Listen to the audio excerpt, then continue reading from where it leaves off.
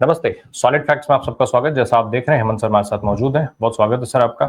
Sir 72 घंटे बीत चुके हैं ईरान और इजराइल के जंग के। खबर यह है कि इजराइल ने इसकी शुरुआत की थी, लेकिन ईरान का जो प्रतिरोध है वो इजराइल की मुश्किलें बढ़ाता हुआ दिख रहा है। जिस तरीके से तेल अवीव को बर्बाद किया है ईरान ने, वो शायद इजराइल की उम्मीद से कहीं ज्यादा है। और इजराइल को ऐसी उम्मीद नहीं थी इस तरीके के प्रतिरोध की, इस तरीके के हमलों की, कि ईरान इस तरीके का हमला करेगा। उसको तो शायद ये लग रहा था कि जैसे ही हम हमला करेंगे, हमारे साथ अमेरिका खड़ा है, हमारे पास ट्रंप हमारे बैकअप पे खड़े हैं, तो ईरान जो है वो तुरंत सरेंडर कर जाएगा। लेकिन ईरान का प्रतिरोध बड़े स्तर पर दिखाई दे रहा है, बड़ा नुकसान इजराइल का भी होता दिख रहा है। सर सवाल मेरा ये है कि एक हाइफा पोर्ट को लेकर के भी बड़ी खबर आ रही है, और भारत के लिहाज से हम बात करें तो कितना अहम है, क्योंकि अडानी साहब के नुकसान की खबर है, बड़े नुकसान की खबर है। भारत के लिए स्थिति कैसी है, प्रधानमंत्री नरेंद्र मोदी के लिए स्थिति कैसी है? क्योंकि अगर अडानी साहब का नुकसान होगा तो क्या मोदी जी की चिंताएं उससे नहीं बढ़ेंगी? क्या कदम उठाते हुए दिख रहे हैं मोदी जी आपको? राम प्रकाश जी नमस्कार, आपको सारे दर्शक साथियों को भी। देखिए, चौथा दिन जब आज शुरू हुआ है युद्ध का, उसमें एक बात बड़ी साफ होगी कि ईरान, जैसा आपने कहा, ईरान की जो प्रतिघात की जो क्षमता थी, आज सुबह उसने अब तक का सबसे बड़ा हमला किया है। आज सुबह जब मैं और आप बात कर रहे हैं, और 100 बैलिस्टिक मिसाइलें अलग अलग शहरों के ऊपर जो है, सेंट्रल इसराइल के अंदर, तेल अवीव के अंदर, जेरूशलम के अंदर, और हाइफा पोर्ट जो उनकी सबसे स्ट्रेटेजिक और इंपॉर्टेंट पोर्ट है, और जिसमें 70% स्टेक अपने अडानी साहब का है, गौतम अडानी जी का। उसमें 1.5 से 2 बिलियन की उनकी कहीं ना कहीं इन्वेस्टमेंट भी है। और हाइफा ना केवल उनका सबसे बड़ा बंदरगाह है, 30% व्यापार इसराइल का वहां से होता है, वो उनका एक रणनीतिक डिफेंस के हिसाब से भी बड़ा इंपॉर्टेंट है। वहां पर उनके रासायनिक प्रतिष्ठान भी हैं, वहां पे उनको जो पेट्रोलियम रिफाइनरीज हैं वो भी उनकी हैं, और तमाम तरह की चीजें आपस में जुड़ी हुई है। वहां पर कल भी अटैक हुआ था, जैसा आपको ध्यान हो, और आज सुबह भी हाइफा पर अटैक हुआ है, काफी बड़े एरिया के अंदर नुकसान हुआ। हालांकि ऑफिशियली इसराइल की तरफ से कंफर्म नहीं किया जा रहा, अडानी ग्रुप की तरफ से कंफर्म नहीं किया जा रहा, लेकिन अल जजीरा और मिडल ईस्ट के जितने भी जो कम्युनिकेशन के सिस्टम्स हैं, CNN है, राइटर्स है, वो सारी इन बातों को कंफर्म कर रहे हैं कि बड़ा हमला वहां पर हुआ है। हाइफा बंदरगाह, जैसे मैंने बताया, एक स्ट्रेटेजिक पोर्ट है, और अडानी का उसमें बड़ा इन्वेस्टमेंट है, इसमें भी कोई शक नहीं है।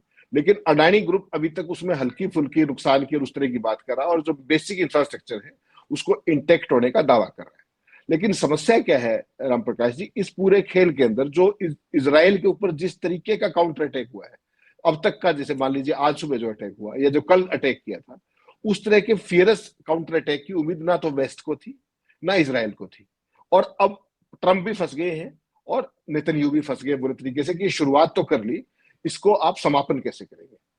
तमाम लोगों से, यमन के जरिए, ओमान के जरिए, इन्होंने कोशिश की कि भाई किस तरीके से, अमेरिका का प्रयास था कि सीज फायर की तरफ बढ़ा जाए। जैसे वो ट्रंप ने कल रात को फिर कह दिया, जैसे हमने भारत का और पाकिस्तान का सीज फायर कराया था 10 मई को, वैसा ही यहां भी हो जाएगा। लेकिन यहां राम प्रकाश जी कतई आसान नहीं है। आउटराइटली रिजेक्ट कर दिया है ईरान ने, एज ऑफ नाउ जब मैं और आप बात कर रहे हैं। जो मध्यस्थ थे ओमान और ये, इनको साफ कहा कि जिस तरीके की हरकत इन्होंने की है, अनप्रोवोक्ड अटैक किया है, और उसमें भी अब तो खेल ये समझ में आ रहा है कि खामनेई को, जो ईरान के सर्वोच्च लीडर हैं, उनके देखिए टॉप आर्मी लीडरशिप को तो नष्ट कर दिया, उनके बाकी सब इंटेलिजेंस चीफ को मार दिया, सारी चीजें हैं। लेकिन अब जो है उनका जो धार्मिक लीडरशिप है, जो ईरान के सबसे बड़े खुमैनी, उनको भी मारने का खेल था। लेकिन ट्रंप ने एज ऑफ नाउ उसको मना किया है कि ये सब मत कर दीजिएगा, वरना मिडिल ईस्ट के अंदर मामला ज्यादा फ्लेयर अप हो जाएगा, आउट ऑफ कंट्रोल भी हो सकता है। लेकिन आपको पता है जिस तरीके का खेल ट्रंप और ये अपने क्या नेतन्याहू मिलकर करते हैं, उसमें कुछ भी संभव है। ये चेहरे पर कुछ है और पीछे से कुछ है। जब एक तरफ ट्रंप कहते हैं कि हमें सारी जानकारी थी कि ये होने वाला है, इजराइल ने हमें बता दिया था, तो आपने युद्ध होने ही क्यों दिया? आपने उनको अटैक क्यों करने दिया? इसका मतलब अमेरिका साथ है कंप्लीट हर खेल के अंदर, और अपनी शिरकत को स्वीकार करने को तैयार नहीं। क्यों? क्योंकि मिडिल ईस्ट में उसके कई सारे अड्डे हैं, आपको पता है, उनके बहुत सारे स्ट्रेटेजिक इंटरेस्ट हैं, उनकी सेना भी है वहां पर, अलग अलग बेसिस भी हैं। उन सब, क्योंकि ईरान उनके ऊपर डायरेक्ट हमला ना कर दे, और अब तो सारी दुनिया ने देख लिया कि ना केवल बैलिस्टिक मिसाइल बल्कि हाइपरसोनिक मिसाइल्स भी हैं। और जो इसराइल का सबसे बड़ा दुनिया का जो सब घोषित ये था कि आयरन डोम, और उससे सेफ कोई चीज नहीं है, वो आप 4 दिन से लगातार देख रहे हैं कि किस तरीके से उसको क्रॉस करके हाइपरसोनिक मिसाइल सेंट्रल इराक के अंदर, नॉर्दर्न इराक के अंदर, इसराइल के अंदर लगातार हमले हो रहे हैं, उसमें नागरिकों की भी मौत हो रही है, और तमाम बड़ी बड़ी स्ट्रेटेजिक बिल्डिंग है, हाइफा पोर्ट और तमाम बिजली घर, इस तरह की चीजें जो इंफ्रास्ट्रक्चर है क्रिटिकल, और लोगों की बड़े पैमाने पर मौत। आज सुबह में 8 लोगों की मौत हुई है, 200 लोग घायल हुए। इसराइल में इस तरह के नंबर्स नहीं मिलते आपको सामान्य हालात में। वहां पर ईरान के अंदर 250 के आसपास की कैजुअलिटी का फिगर आ गया है। लेकिन ईरान बेसिकली इस बार पीछे हटने के मूड में इसलिए नहीं है कि उसके सर्वाइवल का सवाल है। जब आप ये देखिए ना कि पूरी दुनिया के अंदर वियना ट्रीटी के तहत एक वो है कि भाई आप किसी भी परमाणु संयंत्र पर हमला नहीं करेंगे, उसके बावजूद अनप्रोवोक्ड जिस तरीके से इसराइल ने इस खेल को शुरू किया राइजिंग लाइन के नाम पर, वो किसी भी सॉवरेन कंट्री के लिए अपने आप में एक चुनौती तो होगी।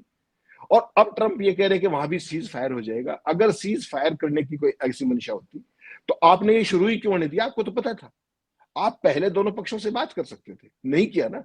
तो ट्रंप दोनों हाथों में लड्डू रखना चाहते हैं, लड़ाई भी लगवाना चाहते हैं और भले भी बनना चाहते हैं। और फिर रात को कल फिर कह दिया कि मुझे बेशक क्रेडिट मिला हो ना हो भारत पाकिस्तान का, लेकिन मैं प्रयास करता रहूंगा। अब वो G7 के लिए पहुंच गए कनाडा में, मोदी भी थोड़ी देर में पहुंचने वाले, अभी चले हैं वहां से साइप्रस से। तो बेसिकली G7 की जो मीटिंग है उसके अंदर भी आप एक चीज तो मान के चलिएगा कि जितने भी देश प्रतिभागी हैं, खासतौर पर G7 के मेंबर्स, वो सारे तो इसराइल की सपोर्ट में खड़े होने वाले हैं। सीज फायर के लिए भी वो एक आग्रह करेंगे, नहीं करेंगे जो भी है, लेकिन इसराइल के साथ उनकी जो वो है वो इंटेक्ट है। हाँ, इतना जरूर है अगर खामनेई के साथ कोई छेड़खानी हुई, किस तरीके का अटैक हुआ, तो फिर ये मामला बिगड़ सकता है। इसीलिए ट्रंप ने कम से कम उस मामले में कथित तौर पर, और ये चीज कि ट्रंप ने इसको रिजेक्ट किया है, वो एपी ने भी कही है वो बात, और राइटर्स ने भी कही है कि खामनेई को निशाना ना बनाया जाए एज ऑफ नाउ। इसराइल कितनी मानता है नहीं मानता है वो एक अलग पक्ष है। और आज अगर आपको ध्यान हो तो बेंजामिन नेतन्याहू जो इसराइल के प्राइम मिनिस्टर, उनके बेटे की शादी भी थी, वो भी डेफर कर दी गई है लास्ट मोमेंट पे। तो आप समझ सकते हैं कि किस तरह के हालात हैं। इसराइल पूरा का पूरा एक खास तरीके के दबाव में है, और पहली बार किसी देश ने उनको इतना डीप इनसाइड स्ट्राइक किया है, स्ट्रेटेजिक टारगेट्स पे भी, अदरवाइज भी, और इतना बड़ा सिविलियन लॉस भी हुआ है। सर अब G7 में जब मोदी जी और ट्रंप का आमना सामना होगा, साथ में वहां पर G7 के तमाम देश रहेंगे, तो G7 के देश में ज्यादा समर्थन मिलता हुआ आप किसको देख रहे हैं, नंबर एक? और दूसरा, जब वहां पर मोदी जी भी रहेंगे और अडानी का जिस तरीके का नुकसान अभी आपने बताया कि अरबों का नुकसान उनका हो गया, ऐसे में मोदी जी के ऊपर कितना दबाव रहेगा कि वो G7 के देशों से रिक्वेस्ट करें और ट्रंप साहब को मनाए किसी तरीके से कि जल्दी से इसमें सीज फायर हो? नहीं, ट्रंप के सामने तो मोदी जी तो देखिए, हो सकता है साइड लाइन्स पर उनकी मुलाकात हो। और आपको ध्यान होगा 12-13 फरवरी को व्हाइट हाउस गए थे, जिस तरीके का कन्वर्सेशन हुआ था अंदर भी और बाहर भी व्हाइट हाउस के, उसको रिपीट करने की जरूरत नहीं है। इस बार ट्रंप का कंप्लीटली बदला हुआ रुख है। और वहां पर जो भारत की उपस्थिति है वो सेरिमोनियल ज्यादा है, ऑर्नामेंटल कह सकते हैं, क्योंकि हम G7 के सदस्य नहीं है। हम उस कार्रवाई के अंदर बैठते जरूर है, लेकिन उसमें हमारा भाषण वगैरह और सक्रिय भागीदारी उस तरीके से नहीं होती। हर एक देश के लीडर जो भी वहां पर पार्टिसिपेंट्स है वो साइड लाइन्स पे मिल सकते हैं। और ऑपरेशन सिंदूर के बाद ट्रंप की और ये अगर मुलाकात होती है, जैसे मान लीजिए अपने कनाडा के नए प्राइम मिनिस्टर हैं कार्नी, उनके साथ मोदी जी की पहली मुलाकात होगी, निश्चित तौर पे होस्ट कंट्री है, वो इनफॉर्मल साइडलाइंस पे होगी, और उसमें आतंकी निज्जरवाला वो सारी बातें होंगी डिस्कस, जिसका कनाडा में विरोध भी हो रहा है। हमारी तरफ से वो बात बाहर आए या ना आए, लेकिन कनाडा से तो आई जाएगी। वहां के प्रधानमंत्री तो मीडिया से भी मिलते हैं, पार्लियामेंट में भी बोलते हैं, वो सवालों के जवाब आ जाएंगे। असली खेल है कि ऑपरेशन सिंदूर के बाद पहली बार मुलाकात होगी ट्रंप और मोदी जी की। कल रात को जब मोदी जी निकले वाशिंगटन डीसी से यहाँ के लिए, कनाडा के लिए, तो आपने ऑब्जर्व किया कि वो ईरान और इसराइल की बात कर रहे थे कि उनका दोनों का सीज फायर होना चाहिए, और भारत और पाकिस्तान का जिक्र कर रहे थे। 14वीं बार हो गया वो। अब जब मोदी जी मिलेंगे तो उसमें उनका क्या रुख रहता है? क्या बाहर आकर के वो सब जो पहले कहते हैं वो कहेंगे या नहीं कहेंगे? और मोदी जी हाइफा का डायरेक्ट नाम नहीं ले सकते, अडानी का डायरेक्ट नाम नहीं ले सकते। सीज फायर पर निश्चित तौर पर सारे देश एक, चाहे सेरिमोनियल ही हो, प्रस्ताव में ये बात जरूर रख सकते हैं कि भाई सीज फायर होना चाहिए और अस्थिरता और इस तरह की वार लाइक सिचुएशन नहीं कंटिन्यू करनी चाहिए लंबे समय तक, क्योंकि पूरे मिडिल ईस्ट को खतरा है, पूरे दुनिया की सप्लाई लाइन्स को खतरा है, एनर्जी का जो भी है उसके प्राइसेस बढ़ रहे हैं लगातार, आपने 3 दिन में देखा जिस तरीके से। तो उसमें एक प्रस्ताव तो आ सकता है, लेकिन वही स्थिति फिर है कि जब गजा के अंदर आपने देखा होगा यूएन सिक्योरिटी काउंसिल में जब प्रस्ताव आया, तो भारत उन 18 देशों में था जिन्होंने एब्सटेन कर दिया। ऐसा कभी नहीं होता। आप संघर्ष विराम को लेकर भी, सीज फायर को लेकर भी कोई देश कैसे विरोध कर सकता है? वो तो मानवता के लिए कोई चीज है। वहां भी भारत ने विरोध किया, तो इसका मतलब समझ लीजिए कि भारत वेस्ट की तरफ था। तो यहां पर बेसिकली क्या है कि एक यूनिलेटरल प्रस्ताव G7 की तरफ से आ सकता है, उसमें भारत सदस्य नहीं है, हम केवल सेरिमोनियल हमारी प्रेजेंस है। ऐसे ही तमाम ऑस्ट्रेलिया भी है, कई देश और भी है उसमें, अपने क्या नाम है ये, अपने यूक्रेन भी है, कई लोग हैं। तो वो बेसिकली क्या है कि यहाँ पर एक तो युद्ध को रोकने की बात होगी, निश्चित तौर पे एक प्रस्ताव आएगा, पूरे एरिया की सामरिक स्थिति और उस सब पे चर्चा होगी। लेकिन मोदी जी के मामले में तो यही देखना है कि ट्रंप से उनकी साइडलाइंस पे जो मुलाकात है, खासतौर पर सिंदूर ऑपरेशन के बाद, उसके बाद मोदी उनको क्या कहते हैं और ट्रंप उनको क्या कहते हैं, मोदी तो नहीं बताएंगे, भारत का जो बंधक मीडिया है वो तो नहीं बताएगा।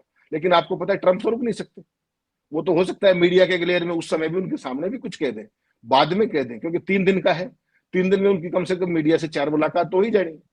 इन बिटवीन अगर मोदी से कोई बात हुई, ट्रंप बताए, मोदी बताए चाहे ना बताए, ट्रंप तो बता ही देंगे।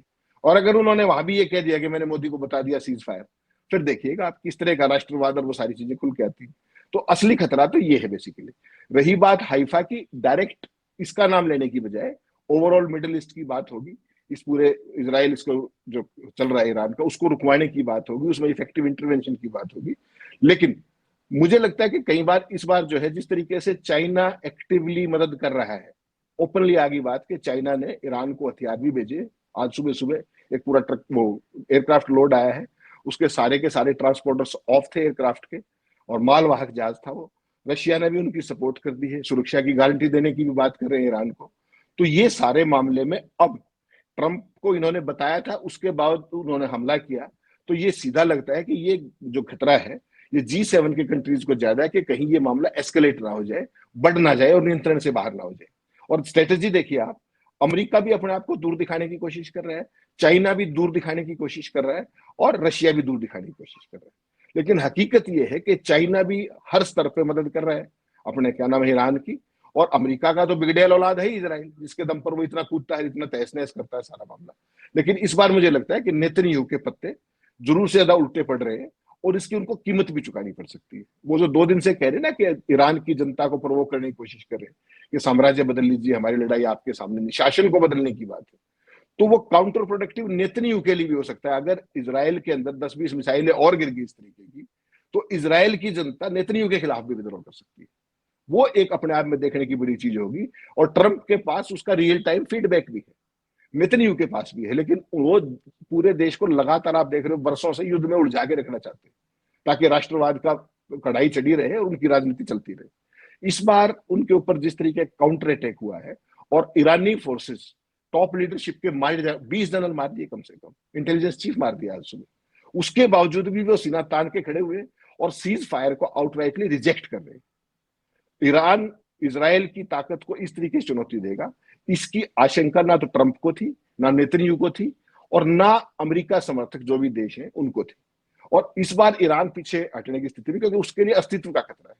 उसके परमाणु संयंत्रों पर जिस तरीके से अटैक किया गया है, हालांकि अंदर की जानकारी ये आ रही है कि कुछ इंफ्रास्ट्रक्चर को नुकसान जरूर हुआ है, लेकिन फैसिलिटीज को मेजर अभी तक हार्म उस तरीके से नहीं। लेकिन एक चीज मैं समझना चाहता हूँ सर, विस्तार पूर्वक थोड़ा सा, कि अडानी का जो एंगल है उसमें, भाई अमेरिका, जो ट्रंप साहब भी वहीं रहेंगे, ठीक है कि मोदी जी वहां पे भाई ट्रंप से सीधे अडानी की बात नहीं कर पाएंगे या हाइफा पोर्ट की बात नहीं कर पाएंगे, लेकिन क्या ट्रंप या बाकी देश ये समझेंगे नहीं कि जो मोदी जी का मेन इंटरेस्ट है सीज फायर को लेकर के, या ये युद्ध जल्दी खत्म कराने का या बंद कराने का, वो अडानी को लेकर के ही है? और अगर वो देश समझेंगे तो ट्रंप उसको कितना मानेंगे? क्योंकि ऑलरेडी अमेरिका में अडानी जी बुरी तरीके से फंसे हुए हैं। दूसरा ये भी है कि जब भी मोदी जी को थोड़ा सा दबाना होता है, तुरंत अडानी के खिलाफ एक नई जांच अमेरिका में ट्रंप खुलवा देते हैं। तो ऐसे में वो कितना ध्यान देंगे, कितना मानेंगे मोदी जी की बात को? राम प्रकाश जी, एक बड़े दुख के साथ एक बात मुझे कहनी पड़ रही है आपको, कि ये जो पूरा सिनेरियो है ना, ये पहली बार ऐसा हुआ है कि ईरान हमारा सदियों पुराना दोस्त होने के बावजूद भी ना तो हम इस पाले में है ना उस पाले में। और भारत की पूरी विदेश नीति, मैंने आपको एक ट्वीट भेजा है, दिखाइएगा, जयशंकर का, 2 लाइन में समेट करके रख दी गई है। और वो 2 लाइन भी क्या है कि उनसे, ईरान के विदेश मंत्री से मेरी बात हुई और इजराइल के विदेश मंत्री का फोन आया था। क्या बात हुई, नहीं हुई, इन्होंने क्या कहा, उन्होंने कहा, कुछ नहीं, हमारा क्या स्टैंड है वो भी कुछ नहीं। ये लाइन भी लिखने की मतलब, भारत इतना बड़ा देश, 5वीं सबसे बड़ी अर्थव्यवस्था, दोनों के साथ हमारे निकट, हमारे इजराइल से भी अच्छे संबंध है, हमारे ईरान से भी अच्छे संबंध है। होना तो क्या चाहिए था, अगर सही मायने में देखें, नेतन्याहू से इनकी दोस्ती, अगर आपने ईरान से दोस्ती निभाई होती तो अडानी के साथ तो वैसे ही रियायत हो जाती कि उसको हाइफा, उसमें पोर्ट के ऊपर अटैक ना भी करते, कोई खास बात नहीं थी। लेकिन चूंकि ना ये इधर के हैं ना उधर के हैं, तो उस सारी सूरत में आप किस, अच्छा दूसरी, प्रधानमंत्री ने, आपको ध्यान होगा, एक बड़ा इंटरेस्टिंग एक ही सवाल का जवाब दिया था व्हाइट हाउस में 13 फरवरी को, अगर आपको याद हो, जब उनसे पूछा गया कि अडानी के बारे में बात हुई थी, तो आपने उनकी भाव भंगिमाएं देखी थी, किस तरीके का रिएक्शन किया था कि जब दो देशों के राष्ट्राध्यक्ष किसी बात के लिए मिलते हैं तो उसमें निजी बातों को, तो वो निजी बात किसकी थी? वो अडानी की थी, प्रधानमंत्री जी की थी, या किसकी थी? ना बात करते हैं, ना इस पर मिलते हैं, ना चर्चा करते हैं, यही जवाब था ना। तो मोदी जी जब ये जो बात कह रहे हैं उसको मुझे और आपको तो स्वीकार ही करना पड़ेगा कि जब दो देशों के राष्ट्राध्यक्ष मिलते हैं तो इंडिविजुअल की बात नहीं करते। मैं और आप तो यही मानेंगे ना कि हमारे प्रधानमंत्री तो सच्ची बताएंगे, लेकिन ट्रंप को सारी हकीकत पता है। और यहां पर हमारी जिस तरीके का विदेश नीति का ऑपरेशन सिंदूर के बाद लगातार फेल्योर हो रहा है और हम इररिलेवेंट होते जा रहे हैं दुनिया की पूरी पावर पॉलिटिक्स में, तो उसमें मोदी जी का कुछ बहुत ज्यादा कहना या सुनना कितना मायने रखेगा, ये भी मैं दर्शकों के ऊपर छोड़ता हूँ। सिंदूर, ऑपरेशन सिंदूर के बाद कौन कौन से देशों ने हमारे पक्ष में खड़ा होना स्वीकार किया, किस किस ने पाकिस्तान के आतंक में भागीदारी स्वीकार की, कितने देशों में हमारे सांसद गए, वहां का नेट आउटकम 0 रहा। और उसके बाद भी जेडी वेंस से मिलकर के आए, अपने क्या नाम थे, शशि थरूर लहलोट थे कि हमारी इतनी प्रोडक्टिव मीटिंग हुई, उनके वहां से लौटते ही ट्रंप ने फिर कह दिया 3 बार कि मैंने कराया सीज फायर। तो बेसिकली क्या है राम प्रकाश जी, ब्रॉडली ये समझना पड़ेगा कि आप ऑप्टिक्स और थिएट्रिक्स की जो विदेश नीति थी वो एक्सपोज तो हो चुकी है। अब देश में जो भक्त मंडली है, जो इकोसिस्टम है, वो उसको कब स्वीकार करेगा? आप देखिए, जाना था कहा आपको, 10 दिन पहले आपको इनविटेशन मिलता है G7 में जाने का। उसके बाद आप एक घोषणा करते कि साइप्रस भी जाएंगे, और साइप्रस के अंदर फिर वही उतरते ही क्या हुआ? साइप्रस किस चीज के लिए मशहूर है बताइए? छोटा सा देश है, 13 लाख की आबादी, किस चीज के लिए मशहूर है? वो टैक्स हेवन है। वहां पर विनोद अडानी रहते हैं। विनोद अडानी पर किस तरह के आरोप है? वहां से पैसा कैसे साइफरिंग की बात हिंडनबर्ग ने की थी? अरबों खरबों रुपए का बेनामी निवेश की बात कहां से आई थी? उसकी कोई जांच हुई क्या? सेबी के अंडर इन्वेस्टिगेशन वो केस कब से लटका रहा है, उसकी क्यों नहीं जांच पूरी होती है? और प्रधानमंत्री जी ने वहां जाके क्या किया? उतरे, रेड कारपेट वेलकम बंधक मीडिया ने पूरा दिखाया, कल से वही सब दिखा रहे थे और कुछ था नहीं उनके सिलेबस में। आज वहां का सबसे हाईएस्ट उनको अवार्ड मिल गया, अपने क्या नाम है, साइप्रस का। क्रोएशिया, वापसी में क्रोएशिया होते हुए आएंगे। तो वो जो विदेश नीति की जो सीरियसनेस थी वो आज भी वहीं खड़ी हुई है। जो देश आपको हाईएस्ट ऑनर दे रहे हैं अपना, पिछले 11 साल में तमाम लोगों ने दिए हैं, कम से कम वही खड़े हो जाते हैं आपके साथ आतंकवाद के उसमें, वो भी खड़े नहीं हुए। तो आप समझ लीजिए ये जो पॉलिटिक्स है, ये डिप्लोमेसी है, किस तरह की डिप्लोमेसी है। और कनाडा में इस बार, प्रकाश जी मैं बड़ा बताऊं आपको, कनाडा में इस बार वैसे तो वर्ल्ड लीडर्स का सारों का ही विरोध हो रहा है जहाँ पे ये सम्मेलन है G7 उनका, लेकिन मोदी जी को लेकर के जो ये एक्सट्रीमिस्ट हैं, जो Sikh extremist, Khalistani so called, वो जरूरत से ज्यादा ही एक्टिव है। और सरकार भी वहां एक तरीके से जवाबदेह वहां पे चुकी होती है, तो प्राइम मिनिस्टर को उनको बताना भी पड़ रहा है कि मुझे मोदी जी को क्यों बुलाना पड़ा, कि इतना बड़ा भारत देश है, 5वीं बड़ी अर्थव्यवस्था, इतनी आबादी है। तो उन्होंने कहीं मोदी के स्टेचर को जिक्र नहीं किया, उन्होंने भारत की इंपॉर्टेंस का जिक्र किया। तो वो तो वहां पर जो भी बातचीत होगी वो वहां से जवाब आएगा, हमारे यहाँ से तो नहीं आएगा। तो मोदी तो कुछ बोलेंगे ही नहीं, ना कोई प्रेस कॉन्फ्रेंस करेंगे ना कुछ और।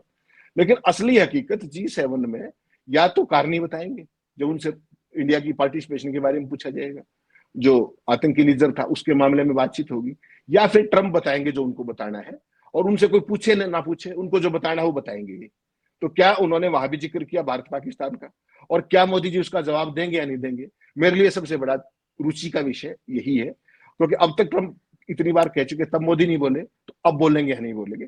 यहाँ इस पे पैरामीटर ये है कि हमारी सोवरेनिटी, कि हम कितने बड़े पहरेदार हैं या नहीं। सर, आपने एक तरफ जिक्र किया कि ट्रंप के कहने पर खामनेई को मारने का जो प्लान था उसको टाला इजराइल ने। दूसरी तरफ नेतान्याहू अब ये दावा कर रहे हैं कि ईरान जो है वो ट्रंप की हत्या करना चाहता था, ट्रंप को मारना चाहता था। क्या ये ईरान ने जिस तरीके का अटैक किया है उसके बाद इनको समझ में आया है इजराइल को कि हमने गलत पंगा ले लिया, हमारा आकलन कमजोर था, या हमने गलत आकलन कर लिया ईरान को लेकर के, इसलिए ये नया खेल खेल रहे हैं नेतान्याहू कि ट्रंप के नाम पर अब ठीकरा फोड़ा जा रहा है कि ट्रंप टारगेट थे, ताकि अमेरिका उनके साथ खड़ा रहे या खड़ा हो जाए आकर के उनके साथ युद्ध में भी शामिल हो जाए। राम प्रकाश जी, खेल को समझिए। ट्रंप टारगेट थे तो नेतन्याहू उनके पीएसओ नहीं, वो एक इंडिपेंडेंट राष्ट्र के प्रमुख है। ट्रंप के ऊपर अगर हमला था, ऐसे में अमेरिकी एजेंसियों के पास क्या इसका इनपुट नहीं था? अमेरिकी एजेंसियों पर सवाल नहीं उठेगा? बेसिकली क्या है कि नेतन्याहू बुरे तरीके से फंस गए हैं। उनको इससे शुरू तो कर दिया, इससे बाहर निकलने का रास्ता नहीं दिख रहा, और वो अमेरिका को इसमें डायरेक्टली इन्वॉल्व करना चाहते हैं किस तरीके से, क्योंकि जिस तरीके से उनके ऊपर मिसाइलें बरस रही हैं, अभी तक तो परसों तक तो बैलिस्टिक ही मार रहे थे, अब तो हाइपरसोनिक शुरू कर दी, कल भी हाइपरसोनिक, आज भी गिरी। हाइपरसोनिक की जो स्पीड है राम प्रकाश जी, वो 5 से 10 मैक है, 12,500 किलोमीटर पर आवर। तो जो आपका आयरन डोम है उसको नहीं कर पा रहा, तो उसके लिए आपको अमेरिका की डायरेक्ट इन्वॉल्वमेंट चाहिए, अटैक के लिए भी और डिफेंस के लिए भी। मिडिल ईस्ट में आपको पता है कि कई बेसिस अमेरिका के हैं, और वो कोशिश भी कर रहे हैं इनकी मदद करने की, without being a party to it. Iran की जितने मिसाइलों को न्यूट्रलाइज हवा में कर सकते हैं, एक्सो एटमोस्फियर, एंडो एटमोस्फियर जैसे भी, वो कोशिश कर रहे हैं, लेकिन इनका उससे काम नहीं चल रहा, ये फंस गए नेतन्याहू। तो ये चाहते हैं कि किस तरीके से ट्रंप पर हमले की बात करके किसी और इसको एस्केलेट करके और अमेरिका को डायरेक्टली ले, ताकि वो सारे का सारा जो बंकर बस्टर्स बम है, तमाम चीजें, क्योंकि आपको ध्यान होगा जो भी ये जो एटॉमिक फैसिलिटीज हैं ईरान की, वो एक एक माइल गहराई पे है, और ईरान इसके इजराइल के पास ऐसे बंकर बस्टर इतने डीप बम नहीं है उस तरीके के। अभी तक तो वो कैजुअली लड़ाइयां लड़ते थे, इस बार वो पहली बार एक गंभीर संकट में फंस गए शुरू करके। तो अब उनको अमेरिका की और पूरे वेस्ट की मदद चाहिए, तो उसमें वो जब तक उसकी हाइप क्रिएट नहीं करेंगे, उनको ये लगता है कि ट्रंप का नाम लेने से कि उनकी हत्या की साजिश थी। तो आप सोचिए कि ट्रंप की हत्या की साजिश से तो ईरान, अमेरिका इतना कमजोर है कि वो उसका जवाब नहीं दे सकते, उसकी एजेंसियां इतनी कमजोर है कि वो ट्रंप को बता नहीं सकती। इसराइल के पास सारा वेर विडाल है कि जो ट्रंप को भी बचाएगा। तो ये एक बचकानी हरकत है बेसिकली, अपनी जो मूर्खता उन्होंने की है, ओवर दी बोर्ड जाके जिस तरीके से यूनिलैटरली अटैक कर दिया, अब वो बहानेबाजी ढूंढ रहे हैं कि किसी तरीके से मुझे इस संकट से बचा लिया जाए। ट्रंप का नाम ले लो, अमेरिका का नाम ले लो। अमेरिका की मजबूरी है कि उनको ये पता है कि अगर वो आए तो चाइना वहां पर आने में 2 मिनट भी नहीं लगाएगा। चाइना को भी वो चीजें सूट करती हैं कि जब अमेरिका फंसा रहे वहां पर, तो अमेरिका भी आने में बच रहा है, चाइना भी डायरेक्ट आने से बच रहा है, लेकिन सपोर्ट दोनों अपने अपने हिसाब से कर रहे हैं। जो इसराइल के पास वेपनरी है उसका मेजर हिस्सा या तो खुद का है या अमेरिका का है, उसके अलावा तो कहीं से नहीं। चाइना लगातार इनको, जो इन्होंने पाकिस्तान के मामले में, भारत पाकिस्तान सिंदूर युद्ध में, सिंदूर उसमें ऑपरेशन सिंदूर में ध्यान होगा आपको, जिस तरीके से सैटेलाइट एक्सेस लाइव दी थी और उसके कारण पाकिस्तान ने तमाम खेल किए, तो वो satellite access as per sources वो ईरान को भी दे चुके हैं। तमाम तरह की real time intelligence, satellite based और अदरवाइज, वो सारी ईरान को रियल टाइम दे रहे हैं। तो चाइना एक तरीके से बहुत सक्रिय होकर के मदद कर रहा है, लेकिन पर्दे के पीछे से। जैसे मैंने आपको बताया कि एक मालवाहक जहाज रात को पहुंचा है, ट्रांसपोर्टर्स ऑफ थे, उसमें तमाम तरह की वेपनरी आई है। अमेरिका से अभी तक इस तरह की खबर नहीं आई कि वेपनरी कोई ओपनली इस तरीके की आई हो वहां पर, तो उसमें नेतन्याहू को और ज्यादा एक्टिवली मदद की जरूरत पड़ेगी।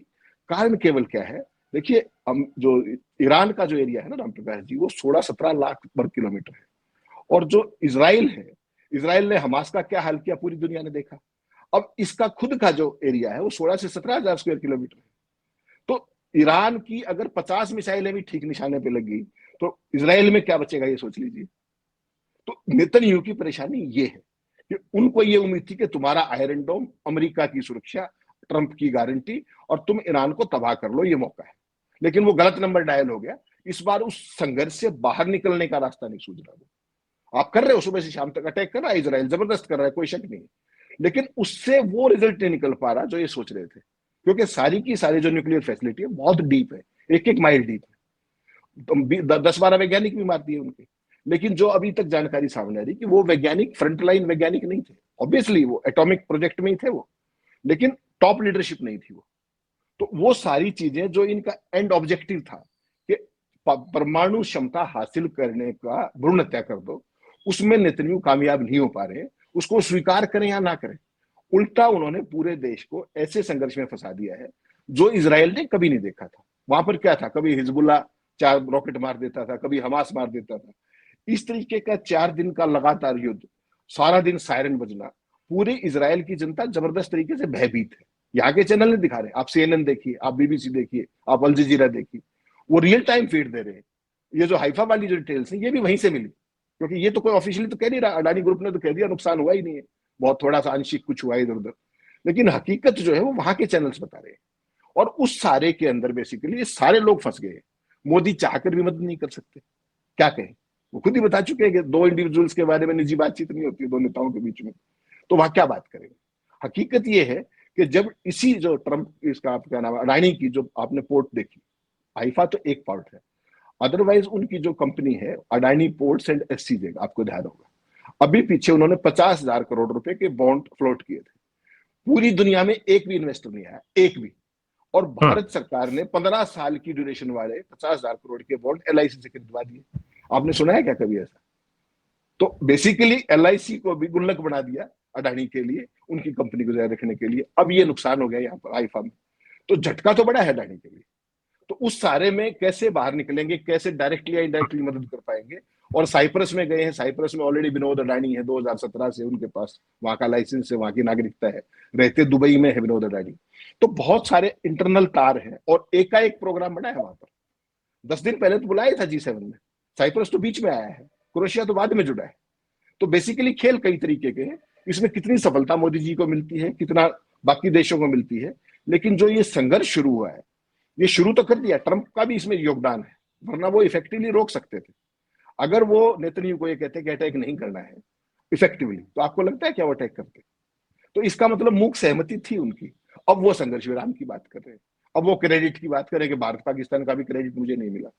तो G7 पर भी नजरें लगातार रहेंगी कि वहां पर क्या खेल होता है, मोदी के मुंह पे क्या बोलते हैं, भारत के बारे में क्या बोलते हैं, ईरान इजराइल का क्या आउटकम रहता है। अब G7 की बैठक में जब दोनों प्रमुख लोगों की मुलाकात होगी, देखने वाली बात यह होगी कि कौन किस पर क्या सवाल उठाता है और उसका कौन कैसे जवाब देता है, किसके ऊपर कितना दबाव है ये भी दिखेगा, चाहे ट्रंप के ऊपर मिडिल ईस्ट को लेकर के हो या मोदी जी के ऊपर अडानी साहब के हुए नुकसान को लेकर के। और इस नुकसान की भरपाई के लिए क्या नए उपाय निकाले जाएंगे, इस पर भी मुझे लगता है नजर बनाए रखने की जरूरत है। बहुत बहुत धन्यवाद हेमंत सर, हमसे बात करने के लिए। Thank you so much.